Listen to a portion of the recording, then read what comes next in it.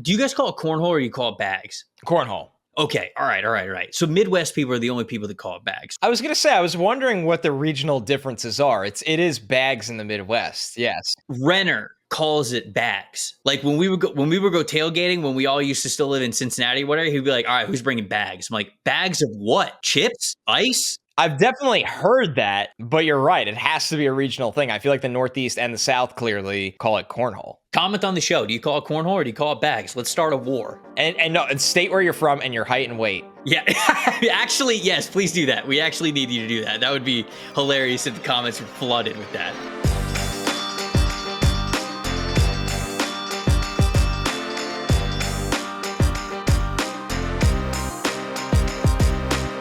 Welcome to the opening bell of the NFL Stock Exchange podcast. Trevor Sikkema, Connor Rogers here with you guys to talk a little quarterbacks here. As the season has just begun, why not overreact to quarterback performances with 1 week in the books? All right, okay, we're not going to overreact too much, but it is fun to react to how these quarterbacks are playing, especially the rookie quarterbacks, but we're also going to get into the second-year quarterbacks. Anthony Richardson, CJ Stroud, Bryce Young, Will Levis. How did they play in their week one matchups, as well as we kind of look forward to what they could be in their second year? So a little bit of a quarterback emphasis show, which I'm very excited about. Connor, how you doing, my friend? I'm good, man. This will be fun. We don't get to do a lot of open format shows that are so NFL centric like this. I feel like we're always looking forward to players that'll hopefully be in the NFL one day, but we've dived into the rookie tape. You do all this buildup, right? All these rankings, evaluations, mock drafts. The players finally go to teams. You'd like to at least enjoy the beginning of their career. So,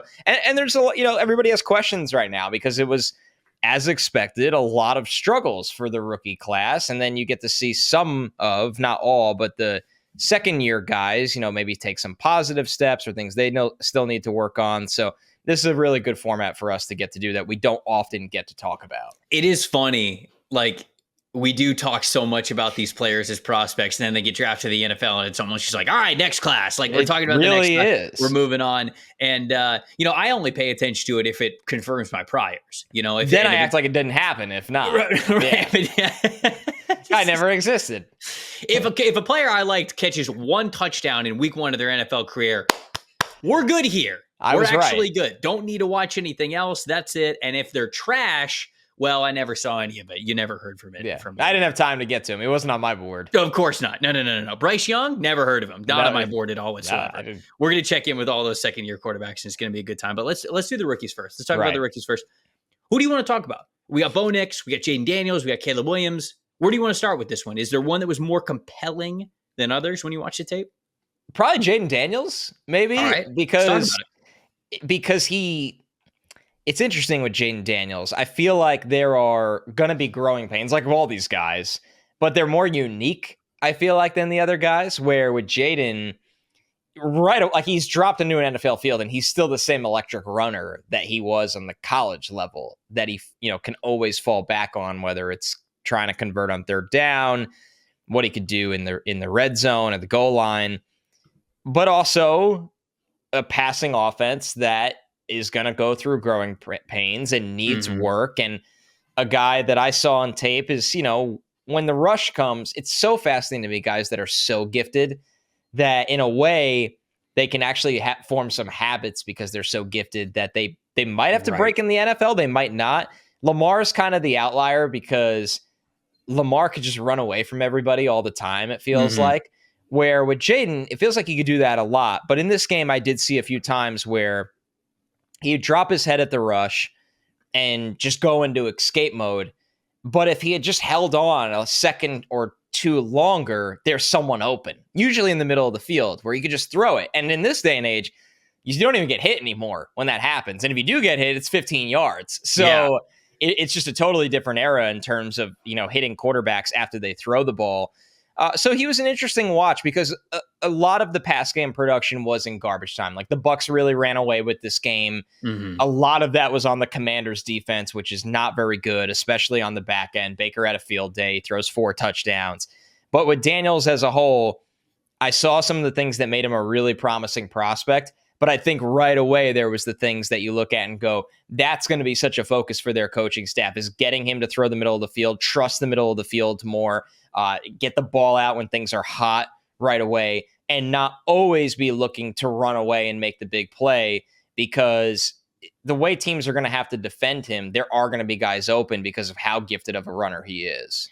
Honestly, full context included, I was super impressed with Jayden Daniels. I was really encouraged by this first game from him. It's a tough test going up against Todd Bowles on the road to start the season, and Bowles is going to pressure there's no doubt about it. And Washington's offensive line, they were okay. They weren't as bad as some people were thinking that they could be in this game going up against a aggressive Bulls defense, but they certainly pressured Daniels. Now, I think the main takeaway for him as a passer is something that you mentioned.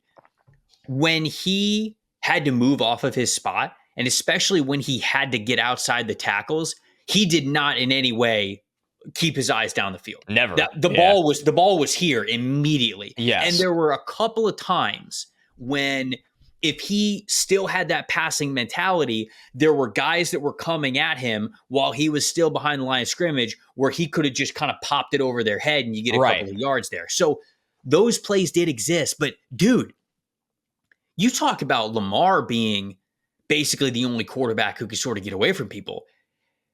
Jayden's not far behind. He's really not. He can win the corner in wild fashion against NFL defenders. Obviously, as a Bucs fan myself, I'm watching every snap of this game. When he takes off to run, I'm almost like holding my breath, because I don't is he about to run 40, 50 yards on him or what? Like, that's sort of the speed in which he was running. It made you feel like this dude is a threat, not just for a first down, but a touchdown all the time when he was able to tuck it and run. So you don't want to coach that part out of him. So it makes him special. Right, exactly. But you do need to sort of get his eyes to remain downfield. You mentioned hitting over the middle of the field. I also thought, McLaurin specifically, a lot of people talked about McLaurin's lack of production in this game, and some people kind of were blaming Kingsbury for it. There were definitely opportunities and even throws that Jayden made to McLaurin that were not accurate because he just doesn't have the speed down yet. Regular season speed is a lot different than practice and preseason speed, and I think that Jayden was learning that on the fly in Tampa Bay. But man, again, all things considered, you wanted to see a player who, we've talked about this before on this podcast. When do you start a first-round rookie quarterback? And the way that I feel is you start them when they are comfortable enough and confident enough to fail, and then take those failures as learning lessons, not as hits to their ego and their confidence. And I feel like Jayden's at that point right now where he's going to be learning. And it's not this, man, am I good enough to play in this league? Because the handful of plays that he had against Tampa, there's no way he makes those if he's hesitant about whether or not he can play in this league. So I actually was pretty impressed with Jayden, albeit through a day that it wasn't perfect and it could get better. I thought it was a good start for him. Yeah, right. You have to evaluate these things on a curve where, these guys are in their first NFL game and they've had such little time to marinate because of the way training camp and the preseason is now, that if a lot of their college warts are still there out of the gate in the NFL, that's not shocking at all, or even if they're amplified. But yeah, I think he's one of those guys where if he starts to commit to a few more quicker throws and still keeps that rushing element, then he's going to be that much harder to defend. I did laugh on one of the runs he had. He just nose dives like a helicopter crashing instead of sliding. He rolled forward. It was a good run, and he knew he was not. He's like, I'm not getting tackled, which is a good sign. No need to get tackled in the middle of the field. But instead of sliding, he just did a somersault. It's like the new Black Ops 6 animation where you're just diving off of the second floor of the building. It really get a kill. It was on some Assassin's Creed nonsense. It really was, but it made me laugh at least because it's just so typically him. You want to move to Caleb Williams because he's Caleb Williams and he was the number one pick, and I think this one, maybe this performance will be more scrutinized in a weird way because he never got garbage time opportunity like Jayden did. They did win the game despite getting really no production through the air. Full transparency, Trevor, and I'll keep this one quick before I toss to you. I just thought he looked kind of jittery in this, where he was aiming the ball a little bit more than we're used to rather than throwing the ball.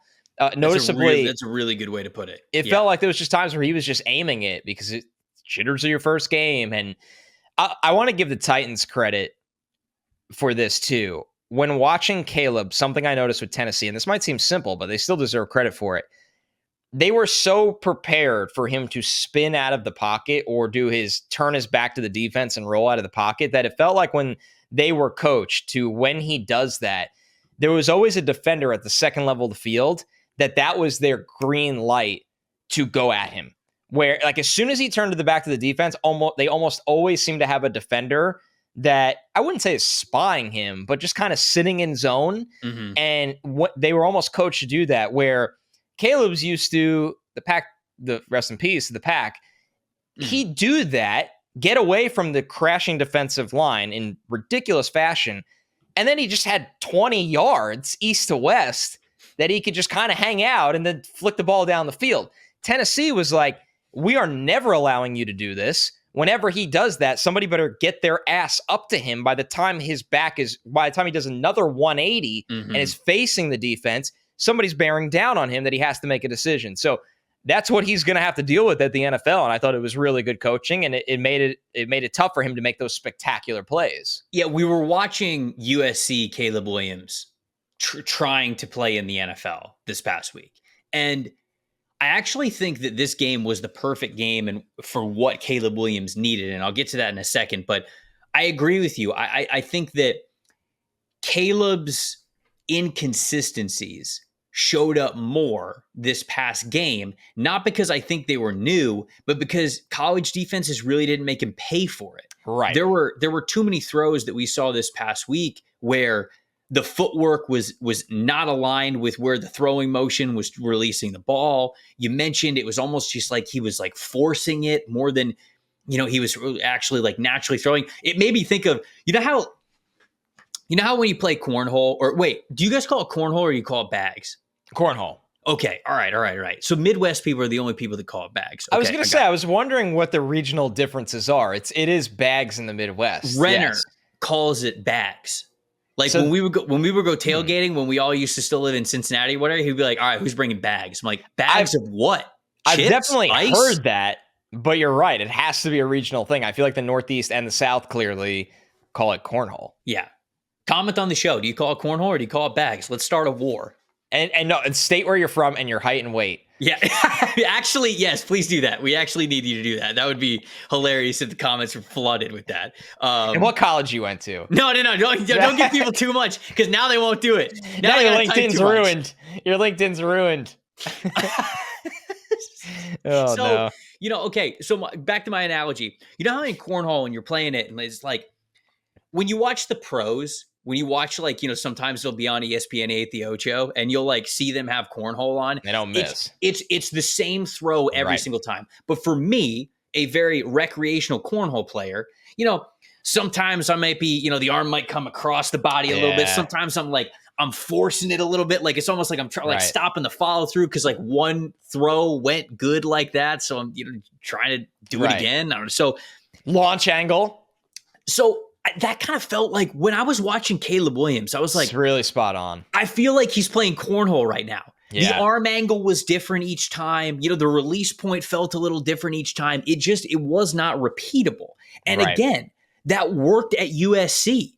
It's not really going to work at the NFL level. And I think you saw a couple of passes that were going to Keenan Allen that could have been a little bit more accurate where that was the case. Now, I don't know how much of that is necessarily Keenan versus Caleb, but that was sort of my conclusion there and how he was playing. And when you look at his statistics, he left a lot of meat on the bone. 14 for 29, only 93 passing yards, only had 15 rushing yards. So he was really figuring things out.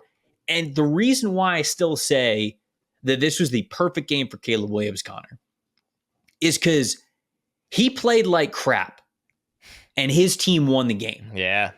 When's the last time that's ever happened in his career? Probably never. Probably Pee-wee football. Right. Because like I one guarantee day he had like a fever or something. Because I guarantee he was the star of his high school football team. And and we certainly saw whether it was at Oklahoma or USC, if he didn't put up 50, they weren't going to win. So Caleb had the opportunity this past weekend to sit at his locker after the game, exhale, and go, we still won. we still won the game. And that's why I actually think this was the perfect way to kick off Caleb Williams' career, because he needed this. You talk about bad habits that you develop. He needed this.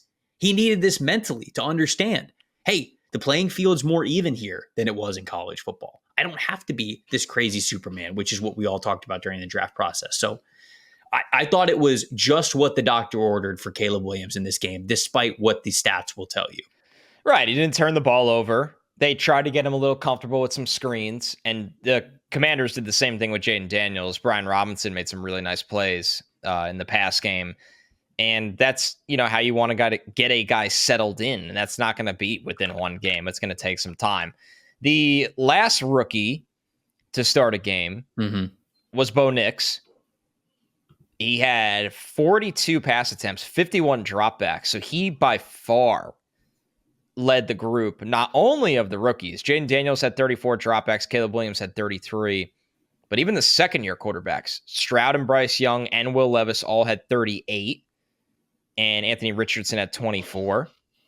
Bo Nix had 51 dropbacks, Trevor. I think Nix was top 5, maybe even top 3 in total dropbacks. The only one off the top of my head that I can remember that had more is Deshaun Watson, who had 56. Oh my goodness. Yeah. A lot of pass game for the young but experienced quarterback, but not an offense that really pushed the ball down the field. A offense that he had 5, I want to make sure I had that right. He had 5 scrambles. I was making sure it wasn't screens. Watching Nix was interesting. They had him cutting the field in half. It felt like almost every other play. He was constantly rolling, cutting the field in half. I think at times that helps. It's something when, a young quarterback is really struggling or you want to simplify things. It can really, really help, especially if they're athletic.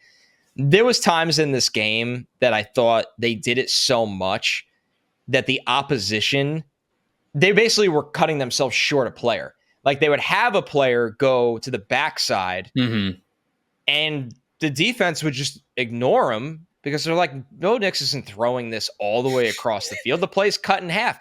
Right. So then they were playing man down, and it ended up actually hurting the offense. So I found that really interesting.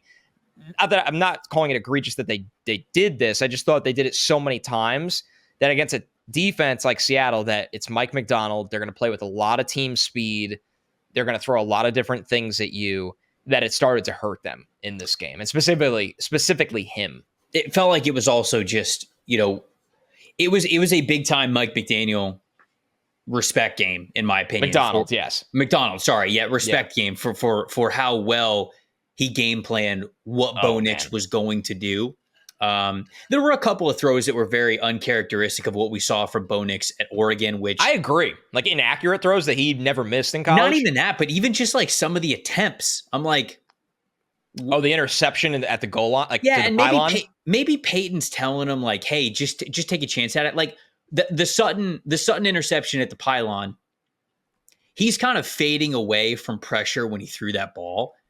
I wonder if he was trying to throw that ball mostly out of bounds and say hey, either my receiver gets it or nobody does. Yeah, and he just threw it short. Yeah. I wonder if that's what he was thinking, because there were too many of those throws. And when I say too many, I mean probably 3 or 4 that I watched throughout the game where I said, Oregon Bo Nix doesn't throw that ball.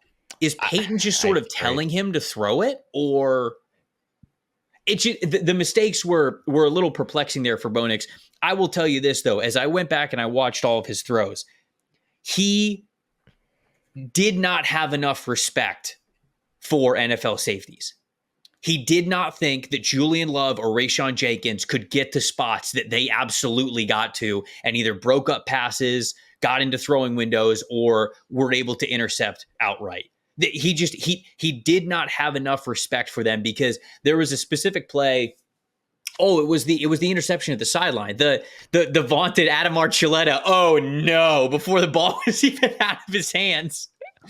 It was that play where if you watch the sideline all 22 angle, it looks like pre-snap, the secondary looks like they could either be in cover 2 or they could be in quarters. Right. And it ends up being cover 2.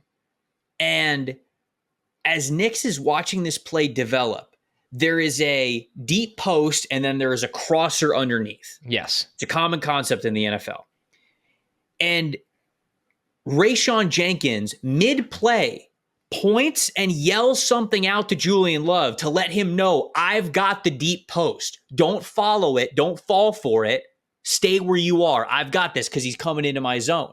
Right. And there was zero hesitation from Julian Love to stay where he was and then go immediately start to undercut where that crosser was. And Nix, he shouldn't have thrown the ball in a couple of ways, but I think he was like, okay, in college, the safeties either aren't good enough or don't communicate well enough where this deep post is going to take that safety on that side of the field. There's no way they're going to come back underneath this route. And he threw it as if that wasn't going to happen, and it absolutely did, and ended up getting intercepted. So to me, a big takeaway for Bo Nix, which, hey, you know what? I like the rushing touchdown at the end of the game. He showed, the dude's never going to quit. I think that he's only going to get better in the NFL. But to me, it starts with the next couple of weeks, man, you got to watch this tape and you got to understand NFL safeties are built different. Like, these dudes are different, and you have to respect them a lot more than he respected them when he was playing the Seahawks. But again, hat tip to Mike McDonald. Got it right that time. It does. It's really trippy. One's an offensive mastermind. The other's a defensive mastermind. Yeah, people are going to be like, oh, it's not spelled the same. Yeah, I know, but when you say it the same, yeah, but it's an audio medium. They're both Mikey Mack. I'm not writing a book. No, it's tricky. It's definitely trippy. Also, by the way, on that play, what did they do? They cut the field in half. It's like, and I get I'm kind of feeding a fed horse here, but like, it's just that it's 2nd and 10. The depth of the pocket's insane. It's like a 12-yard drop back. He doesn't have the strongest arm in the world. Right. And you cut the field in half, and what did Seattle do? Well, they had literally 3 defenders there because of what you said. Yes. They had the linebacker flowing that way, the safety that's going to undercut it, and another corner undercutting it. Yeah, because it was the underneath corner. Yes, in cover 2. Yeah, it's there's 3 defenders there, but the one that's the most egregious that he missed is the safety, because he just did not respect that Julian Love would ever be there. Well, and it feels like mid-release he sees Love, that safety coming down, because otherwise he would throw this ball over the 2 underneath defenders. But he ends up throwing it in front of the receiver to the underneath defenders. So there's just nowhere to put the football. No. There's just nowhere to put the football. It was a tough day for Nix. Watching this, and I'm like, full transparency, I wasn't the biggest Bo Nix guy, but everybody's piling on him now. When I watch this offense, I came away more looking at it like, it doesn't feel like he had much of a chance, to be honest with you. I didn't think the line was very good. No. I thought I just almost did it. Mike McDonald, it's crazy. What are you doing? Your toxins are wearing off on me. Oh, man. I thought Mike McDonald had a great game plan. I'm just making you a worse football analyst one show at a time, baby. You love to see it. That's what a partnership is all about. I thought he coached circles around Peyton, and I didn't think the Broncos line was very good. And even, it's funny, like, Bo had a really bad day, but 1 or 2 throws he had that were really good, it just seemed to go through, I think it was Cortland Sutton, like a basketball hoop. Which, how many times do you see that? That's just when it rains, it pours. Yeah, it was a bad day for everyone on the Broncos offense. It was not a good day. It was the 3rd and 6 in the second quarter. I'm pretty sure it's Sutton just cutting across the middle of the field, and it's a throw that would have a first down by like almost 10 yards. And it's not perfect, but it just, you don't see throws like that just go through Sutton's hands like a basketball hoop. That just kind of shows the kind of day Nix had, which was a really, really rough one, a really rough day for that offense. They have somebody very tough this week, I feel like. They don't catch a break. The Broncos? Steelers? Oh, my God. Yeah. Oh, yeah. Well, you get fed to TJ Watt game 2.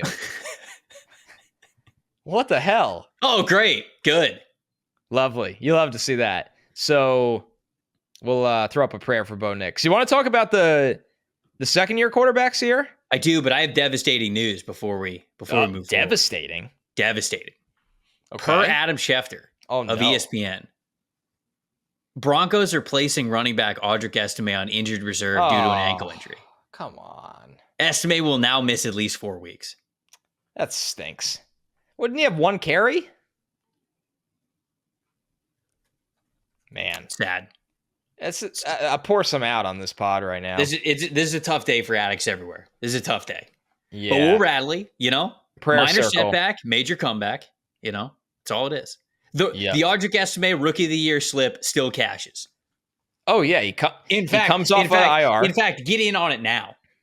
Right, buy low. The odds are going to be at plus 50,000. That's the theme of life. Always buy low. Yeah, it's true. Speaking of betting, whether it's touchdowns, tutties, taking it to the house, in for 6, whatever you are calling a touchdown, one thing is for sure. Touchdowns matter more at DraftKings Sportsbook, an official sports betting partner of the NFL, whether it's on the ground, in the air, special teams, in defense, whatever it is. We don't care how they score them. We just want to bet on touchdowns. DraftKings Sportsbook, the #1 place to bet touchdowns. If you're ready to place your first bet, try doing something simple, like picking a player to score a touchdown. Like, the second that Audric Estime gets back, boom, there it is. It's free money. It's basically free money. It's not free money. Calm down, everybody.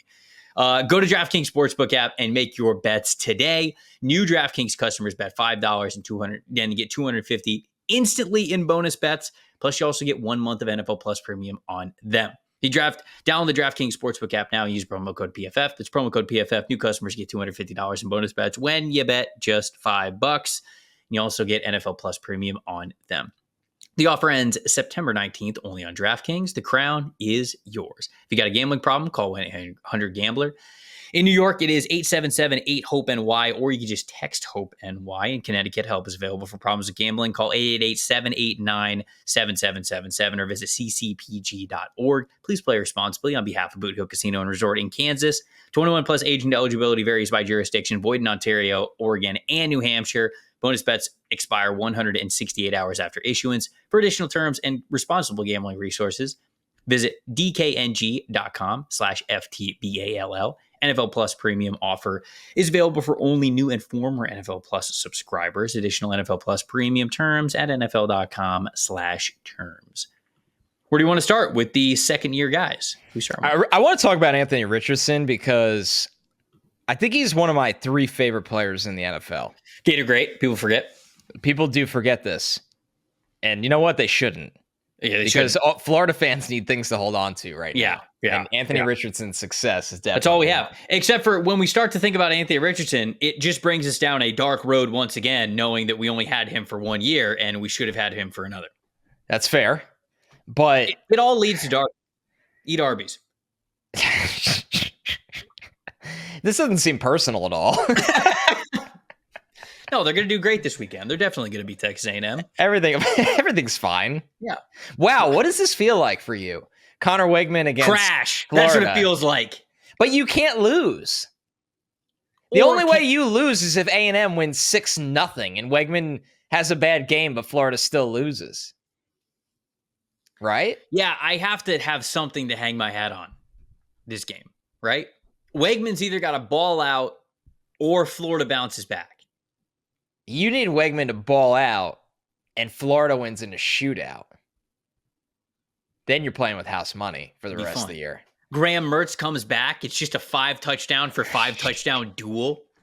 They look like the future of the NFL. Oh, goodness. So Anthony Richardson. Yeah. Was this not the most Cam Newton game of all time? He's 9 of 19 for 212 yards. Damn. Alec Pierce is just running under bombs like they're punts. Jeez. It was the best throw of the week, by the way, the touchdown. Brother, it was the best throw of the week. Dude, that's one of the best throws I've ever seen. I agree. That's one of the best throws I've ever seen. I know you were trying to be kind and didn't want to be too hyperbolic there, but the man slips, is flat-footed, it's 70 yards in the air and straight under Alec Pierce's hands. It's really unbelievable, honestly. Just unbelievable. He could just do. The reason he's one of my favorite players in the NFL is because you just truly never know what the hell is going to happen when the ball is snapped. He can tuck it and run.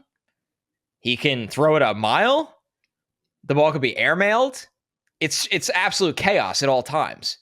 But Richardson is kind of putting the whole theory to test here about sometimes you just draft the freakiest human being and just figure it out, and you deal with the shortcomings because they're so different than everyone else that the highs, the splash plays can win you the game. And I know they lost, but they easily could have won this game. And no coincidence, CJ Stroud was on the other side of things. That's a big part of it, obviously. I just think that he was such a fascinating evaluation because I look back at that, right? And I had him as QB3. I thought he was justifiably a top 5 pick. And we're going to talk about Bryce Young on this show. And just talk about two totally different pathways of evaluating quarterbacks where there was so many things from a mental perspective and command perspective that made Bryce such a good prospect at the time. But Richardson being so physically gifted, not just as a runner, but as a thrower on big plays, not with consistency. It's just totally different dynamics of evaluating. And that's why I'm, so obsessed with the two pathways they're going down right now. It's unfortunate. I hope it improves for Bryce, but it's just very interesting to evaluate. Yeah, no, there's no doubt. Look, the notes that I have on him after watching his game, the flashes of top tier quarterback play is tier 1 stuff. I mean, right. You can even take out the 70-yard bomb to Alec Pierce. Who did he rip it to? Who was that one over the middle? Who was the second touchdown? The second touchdown. Who was that? I forget, but it wasn't like was that Ashton Doolin? It was because he's filling in for Josh Downs. Yes. Okay. So you watch that throw. I can't remember if it's the linebacker or if it's a safety that's sort of like down a little bit in a robber roll. But he rips this ball so fast that defender was like, I'm good. There's no way he's hitting this throw. And then he did. He actually can't believe the ball's not like through his chest. Who, the way the defender reacts. Yes. He sees it coming and he thinks he has time to stick out his hands. Yes. And the ball just goes right through. It looks like it's thrown 120 miles an hour.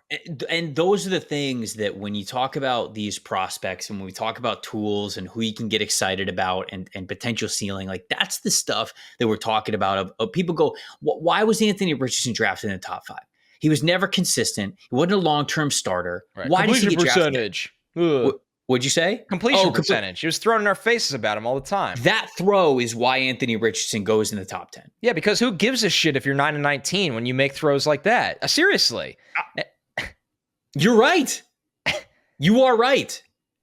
And, I thought in particular, what actually was the biggest takeaway for me, outside of the big arm, which we already knew he had, Connor, his fundamentals in this game looked night and day better than what it was in the preseason. You remember when he played in the preseason? And he was all over the place. It was like, oh boy, what's happening here? I was legitimately worried.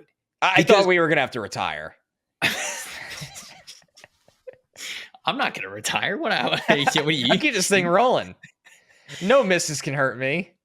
I was really worried for the preseason because his fundamentals were all over the place. His footwork was terrible. His follow-through was not consistent. And I was like, oh boy, are we regressing to what he was like when he was at Florida? Because it seemed like he was really taking some positive steps before he got hurt last year with the Colts. Against the Texans, I mean, he's got beautiful pocket movement. The feet were light. They were always pointed towards the target. His shoulders were square. Dude, I thought he had fantastic fundamentals against the Texans. And that was the most encouraging thing for me. So that was, I really did love that part about him.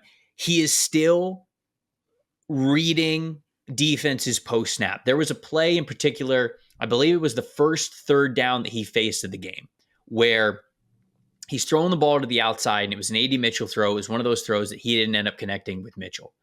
And it is an outside comeback, like a very quick comeback, just past the sticks for him to throw to very quickly. Jalen Petrie is up at the second level, the safety for the Texans.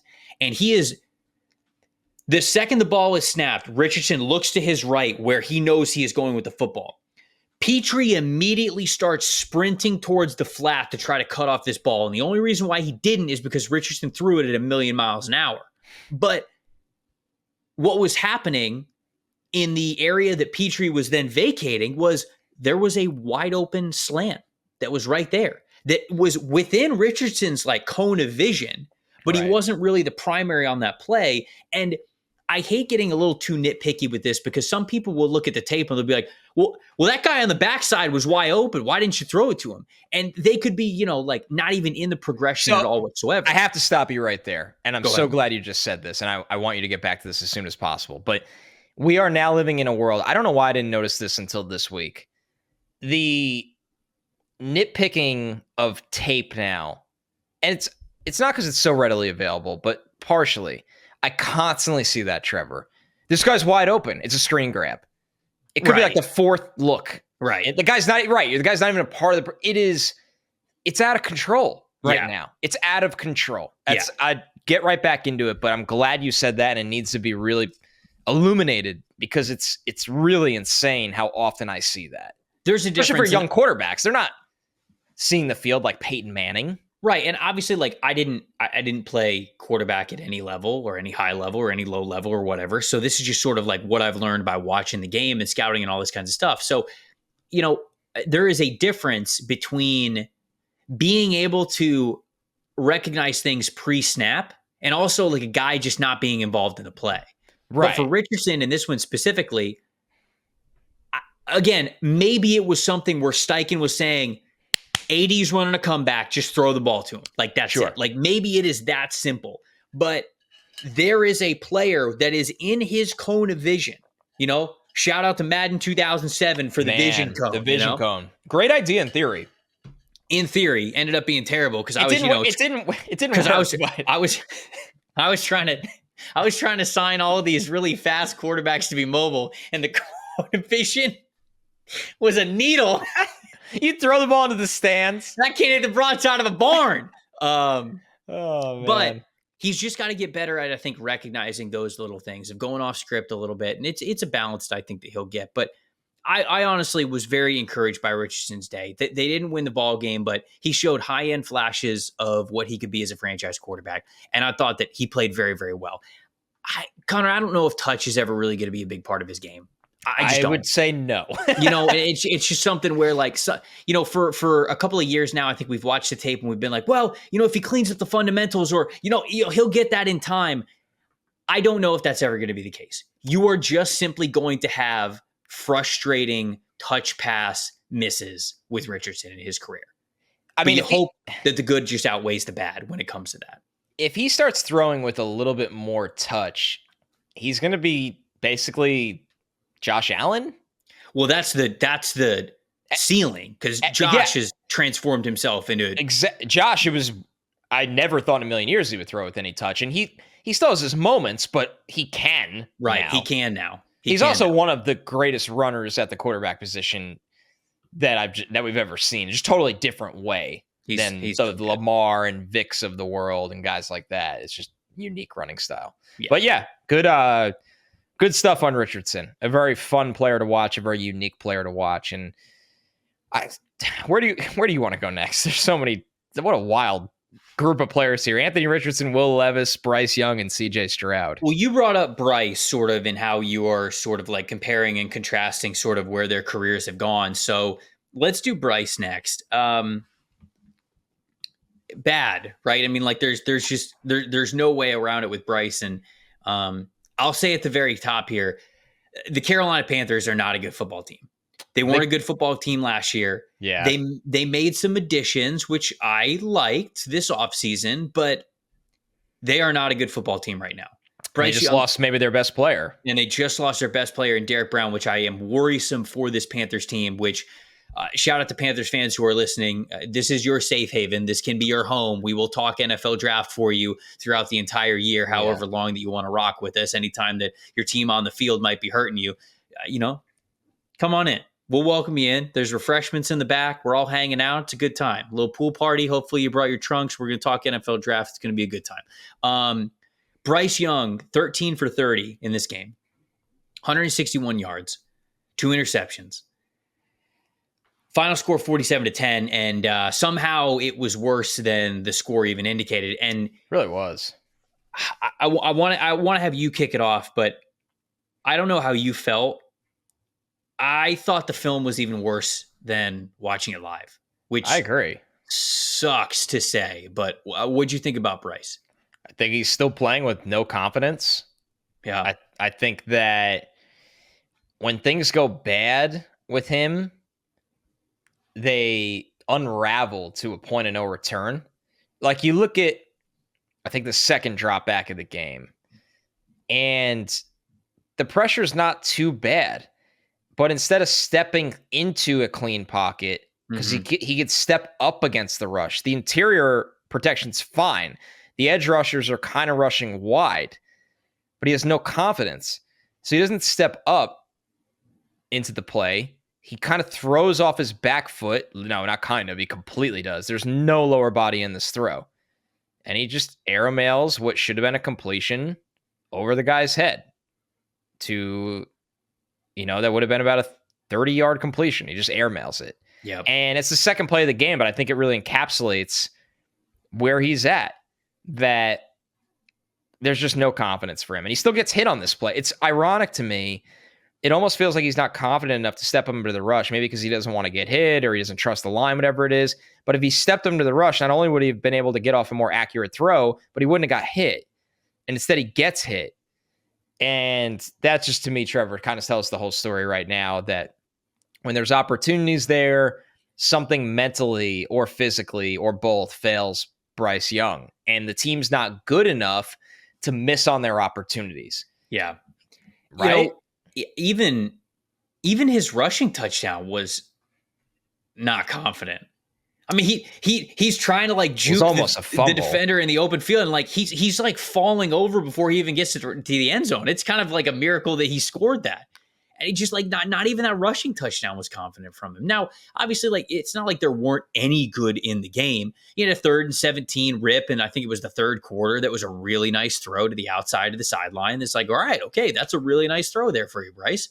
But the big issue with him right now is how poorly he's playing, and you have to go back to sort of his scouting report, and none of his strengths are showing up, and all of his weaknesses are getting multiplied. I'm glad that you brought up the differences between Anthony Richardson and Bryce Young, because Richardson is also not perfect now.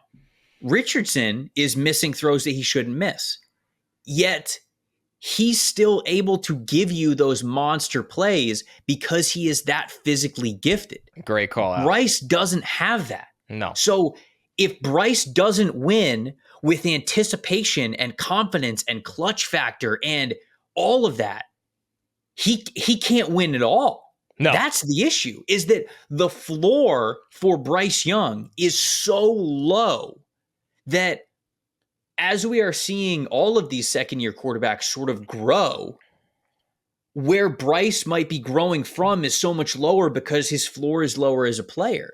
And it's really hard to watch, and I hate watching it because this was a brilliant player at Alabama. Now, was he a perfect player? No. Took a lot of sacks that were his fault at Alabama still that you needed to get cleaned up.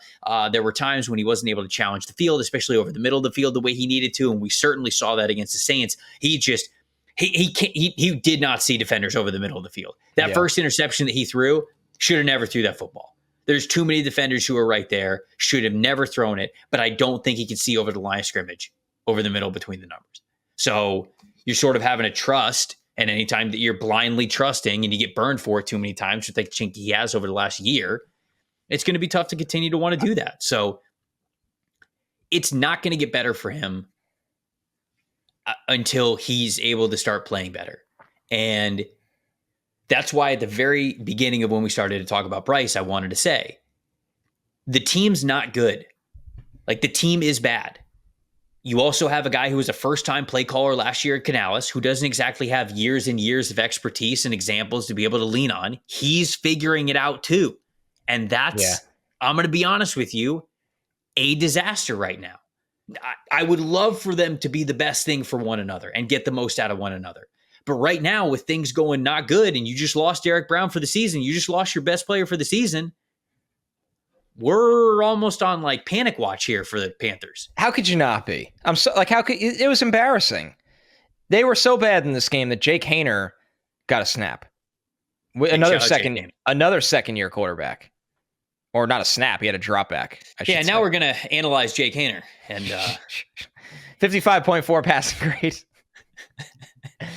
No, but in all seriousness, I feel bad because I'm trying to figure out what you hold on to right now as a Panthers fan. I guess what you hold on to is that it is 1 week.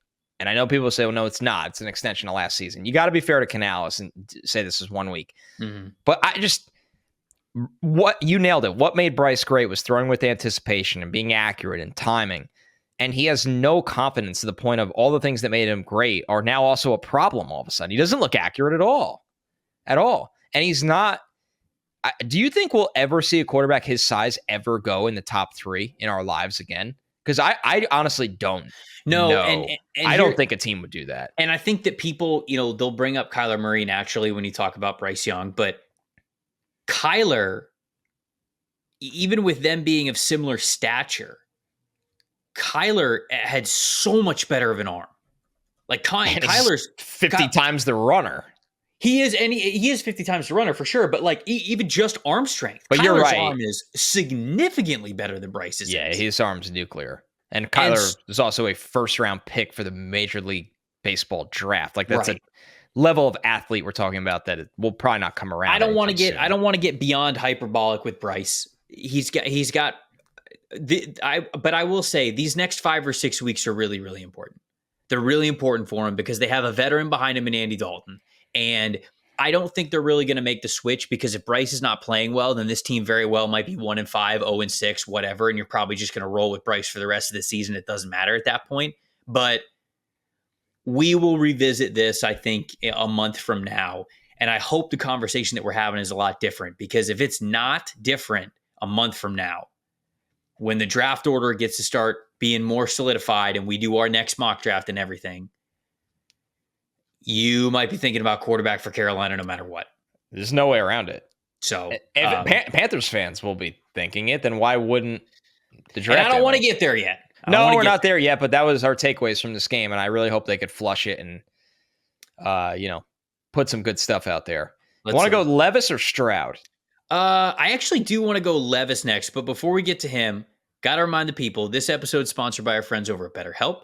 As an adult, do you make time to learn new things as often as you like, or was that something that you feel like, you just don't do anymore? Kids, they're always learning, they're always growing, but adults, sometimes we just lose that curiosity, right? Therapy can be a great way to allow you to reconnect with your sense of wonder because going back to school, if you will, that can come at any age. I've been doing personal therapy for over 1.5 years, and it's been wonderful for me. It eventually started off with something I kind of needed help getting through, something I needed help processing, but now I get to go every other week, and it's a cool way for me to sort of learn things about myself that I never knew, even though I'm 33 years old. It's amazing how I'm sort of discovering different things about how I think and my natural reactions and how growing up kind of affects how I react to things now. And it's made me the best version of myself that I could be, and it's really cool. And I cannot recommend it enough. If you're thinking about starting therapy, give BetterHelp a try. It's entirely online, designed to be convenient, flexible, and suited to your schedule. Just fill out a brief questionnaire, get matched with a licensed therapist,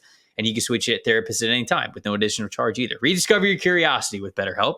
Visit BetterHelp.com/NFLSE to get 10% off your first month. That is BetterHelp, HELP.com/NFLSE. And then Connor, I don't know if you're like this, but I am. I feel like I don't want to buy expensive sunglasses, like crazy expensive sunglasses, because just like I'll lose them, to be honest with you. So they're a liability. Dude, it's true. And I don't want that stress. I don't want it. So when I find a good brand of affordable sunglasses, I'm all in. Gooder, that's my new brand that I'm going through. Stylish sunglasses starting at $25 a pair. Lightweight, they're comfortable. They're for an active lifestyle, whether you're playing pickleball or going on a run or a hike, you're biking, whatever it is, just going for a leisurely walk outside, whatever it is, they got you 100% polarized. There's no slip or bounce when you're being active with these, and a lot of different styles, a lot of different colors. They're fantastic. Because they're so affordable, you don't have to worry about losing or breaking them. You just have a pair for every single occasion. That's what I do. These sunglasses, they are for you. Gooder, Goodr, giving NFLSE listeners free shipping. You can go to gooder.com/NFLSE. Use the promo code NFLSE for free shipping. The Gooder offers a 30-day money-back guarantee as well with 100% satisfaction. Again, that is Gooder, Goodr.com/NFLSE. Use the promo code NFLSE for free shipping. Let's talk Levis. You know why I want to talk Levis next? Because he's out of his mind. Because this might be sacrilegious to say. I don't think Levis and Anthony Richardson are that far apart. Levis has the nuclear plays that we got to get rid of. You know, people talk about the one-handed backflip throw that turned immediately into a surrender cobra for a pick six. Dude, that wasn't even his only backhanded flip of the game. The other one just didn't get intercepted. So he's a wild man, and we've got to get rid of those just nuclear bad plays. But a lot of the same things that you talk about with Anthony Richardson and sort of where he is in his progression of his talent, the big arm, you know, being a great runner, a great running threat as well, being a fearless player, you know, how he can attack deep down the field. Like, Levis brings a lot of those things to the table. And I want to be very clear. Richardson, even in his current form, not just like overall talent, like who'd you rather take, Richardson in his current form is still above where Levis is.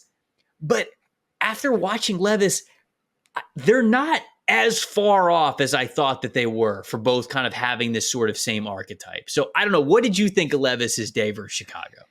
Well, it's obviously brutal that his one big turnover like that was in the fashion it was. Gets memed into oblivion. He gets memed into oblivion. It loses them the game. The Bears offense has nothing going. It was really the only way they could lose. Because you're right. It wasn't extraordinary from Levis. He still has his misses. He's a very dangerous runner. Dude, and he's tough as shit, too. That's what I mean. When he decides to run, not only does he have good build-up speed, he just turns into a fullback. Yeah. He's jacked. Like, he's really big. So that's the scariest part of his game to me right now. The touchdown throw is even kind of risky when you watch it. When you look at it on tape. No, it 100% was. You're like, man, there are some DBs in the league that they might grab that. But could have picked it off with one hand. Right. But at the end of the day, it's a touchdown throw for him. It's the roller coaster that is Levis. I think my number one concern with him is I know he could throw the heck out of the football, even though it's not always accurate like Richardson. I know he can be a tough-nosed, hard-nosed runner that can keep drives alive and affect the red zone that way. He just looks a little jumpy in the pocket. Yes. That's my number one. Because people will just talk about the turnover and him being out of control, and that's always, going to be the highlight-worthy stuff or low-light-worthy stuff both ways. But just I'm talking about the consistency. He's a little out of control in the pocket. Like when he starts to feel the rush or see the rush, it's like, he's jumping around, and he's somebody that mechanically really can't start to lose himself like that. He has enough arm strength to hit any throw off platform, but when he's mechanically off, the ball is going to fly or be under throw. It just can go a couple different ways. So that was the number one thing for me with him, Trev, is that he's just got to become a little bit more composed in the pocket and feel the rush. Truly watching Will Levis just feels like somebody that's over caffeinated, right? Like he's got the jitters. That's what it's like. And sometimes the pre-workout high leads to sick plays. And other times it's like, dude, just dial it down from an 11 to an 8 and you will be fine. That's kind of what it's like watching Will Levis. Yeah. Put down the total war or the, the whatever they're calling it these days. Like, and explode. 1,000, Jack 3D. Jack 3D. What is it, like the beast, like whatever the pre-workout is. Lose your mind. Become the wolf. And you're like, dude, what? I just wanted 100 milligrams of caffeine to wake me up. It's been a long day. I need a pre-workout sponsorship for this show so I can read any ad just in this voice. We're gonna have Ryan just like put in the flames and the explosions, like as the like we both turn into rally. Transformers. but it's just like highlights of Will Levis, but it's just like flames everywhere on the tape. That's what we need here. Look, to wrap Levis up here, all I'm saying is, I'm still very intrigued. He has to, if he can hone in his game and control himself just a little bit, just eliminate the catastrophically bad plays, get those completely out of your mind, that we're not even attempting those. And then, like you said, the footwork, like just calm down a little bit. If we can hone in on that, I think this guy's got talent, man. I really do. I'm still very intrigued by Will Levis, even after watching his performance, albeit a bad one, against Chicago's defense. I think that there is room for him to grow and continue to be a starting quarterback in this league. Well, I think CJ Stroud is the perfect transition because he's already doing all the things we're talking about, right? Dude. When Stroud drops back, number one, like everything is just, it looks flawless with him mechanically in his drops all the time. And it's 1, 2, check down. Or, 1, 2, oh, I could throw it deep. Or 1, 2, okay, let me shuffle and reset the pocket a little bit and now find the kind of extended route, right? The improvisation. And everything mechanically is always the same. Everything's the same with Stroud. That it's kind of the perfect guy to finish this conversation with, because we talked about the highs of Richardson being enough that the Colts can win any game, even dealing with his lows. We talked about how Bryce is playing with no confidence, and because of that, what made him a good prospect is now all of a sudden magically gone. Levis is really the same guy he was in college, but he's so talented, but he needs to crank down the caffeine rush from an 11 to an 8. Stroud is just, it's like this. It's like this. And even with, I know he had some turnovers called back as penalties, but on a snap-by-snap basis, the larger majority of him is just so much the same guy, and the rhythm of throwing the ball and the IQ is off the charts in terms of operating the offense and different route concepts and understanding what windows he has against different coverages. Stroud is, he deserves all the hype and more. He is mentally and physically just so wildly impressive. It's really, so I was trying to find something to compare it to. I don't really know where to go with it, because as a pure pocket passer, he has those best moments of what Goff has had in Ben Johnson's offense, but I think he's better as a quarterback just in terms of overall talent. Oh, I would agree. Yeah. So it's a very hard one to come up with. He when he's at his best, it's what makes Joe Burrow so great. And I know Burrow has had a tough week 1, as he always does, but that's what it's like. But he might have a bigger arm. I would agree completely. Look, yeah, CJ Stroud's already a top 10 quarterback in the league. Oh, it's right in ink. He is. I already fully believe that he's a top 10 quarterback in this league. And even his game against the Colts, wasn't his best game. And I'm sitting here watching the first and second quarter. I'm like, dude, he's giving you everything. He's going through reads. He's giving you off-platform throws. He's giving you really good pocket management with his eyes still down the field. Everybody catches the ball. He spreads the ball around. Dude, he can throw to any receiver. He's got great touch. He's got a big arm. Obviously, the deep throw was underthrown, and I get all that stuff. But CJ Stroud in this game against the Colts showed you everything that you would want from a franchise caliber quarterback.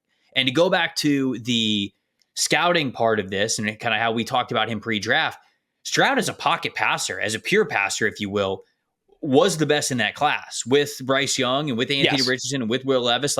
He had the best passing film. There's no doubt about it. The big area that I was worried about with and with Stroud, and it's funny that you brought up Goff, is how he plays under pressure, because I feel like Jared Goff was sort of the floor for CJ Stroud. Yeah. Because Goff is a very good pocket passer. He's a very good passer when things are clean, but when you pressure him, he doesn't like it. He unravels a little bit. The passing grade goes way down. The efficiency goes way down. And that was Stroud at Ohio State.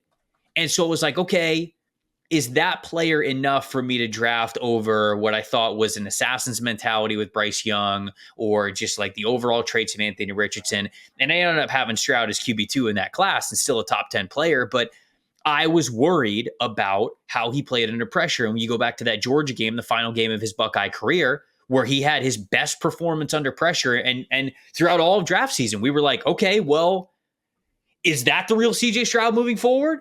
Or is the last 2 years of evidence the real CJ Stroud moving forward? And, sure enough, how he played against Georgia ended up being how he hit the ground running in the NFL. And now we are just seeing one of the best quarterbacks in the NFL, and somebody that I think gives you a chance to win every single week, and somebody who I think is going to take the Texans to the playoffs, and we'll see what happens in January later this season. But I'm unbelievably impressed by Stroud, and Houston's just got an absolute gem at quarterback now. Yeah, they got it all, right? You saw how the threat of the pass with their 3 wide receivers opened up the run game for Mixon. Mixon had an incredible day, and what Bobby Slowick can do calling this offense. And they got a leader of men in D'Amico Ryans to be the front man for this entire operation. Texans are just in a really good place, and it shows how good I think Steichen and the Colts are, that this was a hell of a game, and how neck and neck these teams are, and how far this division has come because of the young passers in it.